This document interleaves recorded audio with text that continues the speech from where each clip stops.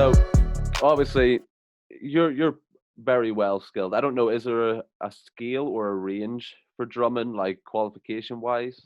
Does it work? I don't know. Like, I've just been doing my own thing, you know. It's just, but it's actually from watching drummers. So it's not from learning actual music or you know, sitting down with a teacher, perhaps, that some people like to do.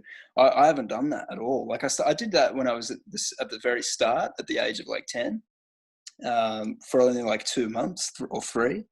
And then since then, just started to watch drummers.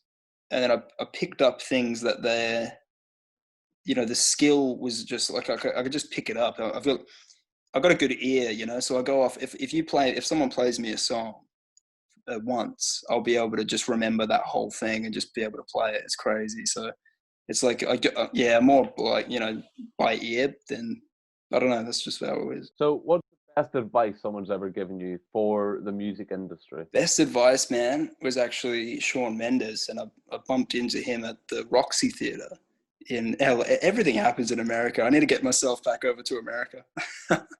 But it was just random. It was we were actually meeting Ashton from Five Sis at the Roxy, and in comes, I think it was just before he arrived. This guy comes in, and I'm like, that looks just like Shawn Mendes. Like, and he had no one with him. I think he was just with his mate, and it's very dark sort of vibe in the club, so you can't really see, you know. And people didn't really pick up on it. And I was like, you know, I'm kind of good with faces. I was like, no, that's definitely him. So I went over and I was like, Shawn, is it Shawn Mendes? And he turns around and he's like, yeah, man, that's me. And I was like, whoa. And I started to, like, you know, fangirl a little bit. And I started to just say how much I inspired by his journey, his music. And we started having a good chat. We had a few drinks, and then he was just like, I've got a photo somewhere on my Insta. And then I just had to get a photo, you know. I was just like, you know, typical fangirl right there. And basically he said to me, the best advice, he was just like, always stay in your lane and just do your own thing and write stuff that comes from the heart, and just constantly just keep on writing, no matter what. Just don't stop.